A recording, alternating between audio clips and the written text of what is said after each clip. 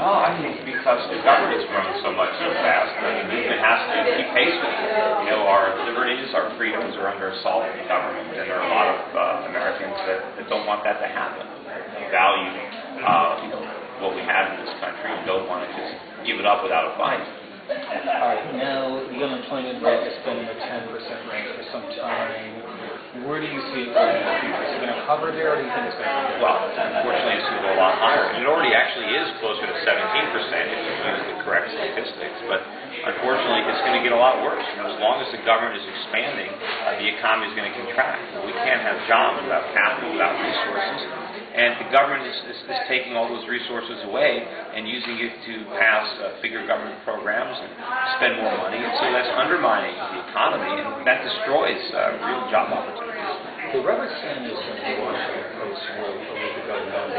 He thought a lot of it right now in terms of the lack of economic activity and biological confidence. Do you agree? Not at all. Right.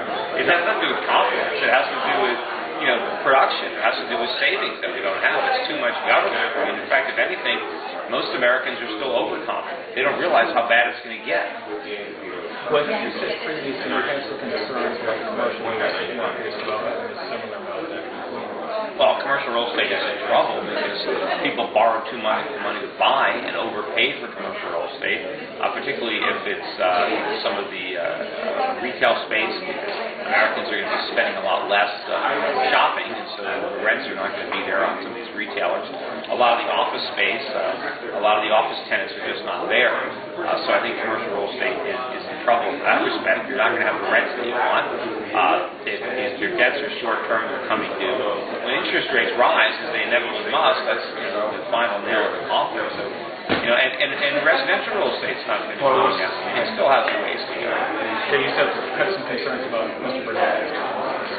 Well, I don't have concerns about them. I know that they're bad, and you know, and Bernanke is part of the problem. You know, Alan Greenspan wrote an op-ed in the Wall Street Journal, or New York Times, rather, I think, on Friday, and he was very critical of the deficit spending and warning of a major collapse coming, Greek style, really saying that we need to get deficits under control right now and cut spending, and he was lamenting the fact that interest rates were still so low because it was lulling us into a false sense of confidence, enabling us to borrow so much money, yet absent from his criticism was criticism of the Fed. Here you have Alan Greenspan saying he wishes interest rates were higher.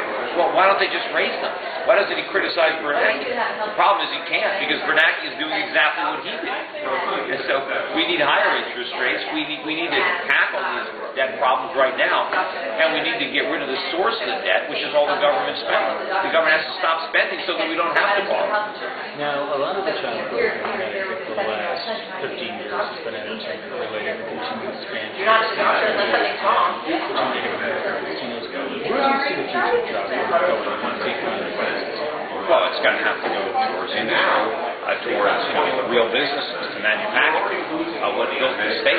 But unfortunately, it's not going to happen if we're a high tax, high regulation state. Why would anybody want to come here? Why would anybody want to start a business here when it's such a hostile climate for them to do that? Okay, we're hearing it's bio-med, biotech, nanotech, green technology. Do you see the potential in that area?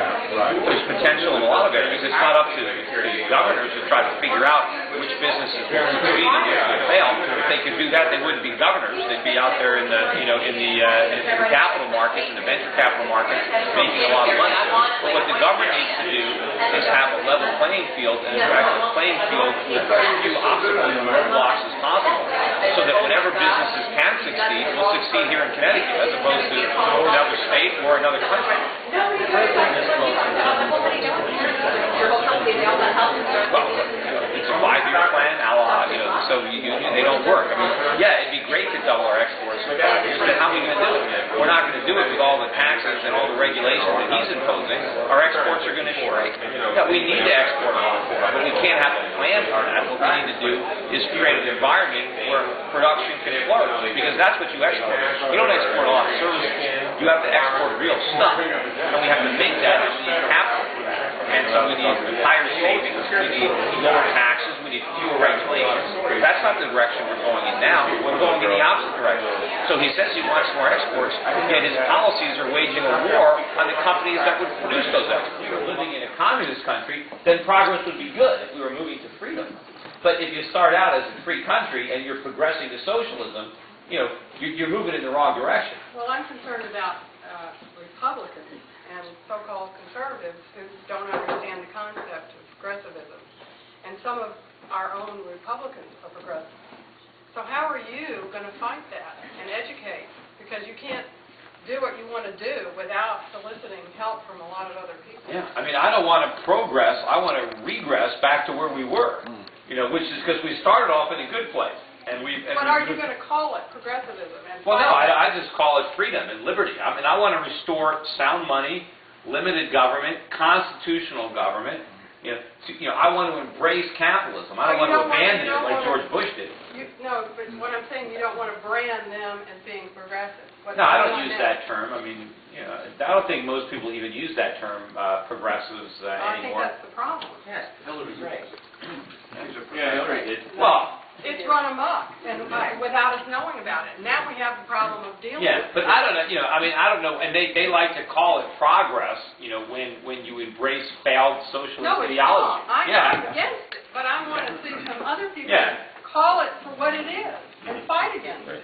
Yeah, well, I call them. I call them what they are. I tell them that they're Marxists. They're socialists. Right, The people that are running Washington. That's what I mean, I want you to 90% of Obama's cabinet has never actually had a job. They're all a bunch of None of them None of them had a job.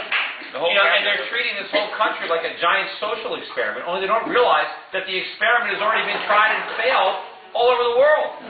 Great, thanks. Yeah, hi, I'm Bruce Fennick, running for the 107th District Let me in give you an idea Connecticut, about putting state tariffs representative. on import is good. I feel that Tariffs might not be a current bad idea. occupant of Tariffs the that are position legal has equal to not been responsive to his constituents. I've contacted him a few times over the last few years, and his decision, I should say my decision, is basically I'd rather get rid of a lot of that stuff improve and try to communication between constituents. But I do think the that financial services business, and my business is based on relationships, and that's what I look to bring to my constituents. I'm here to see and hear what Peter had to say and made some good points.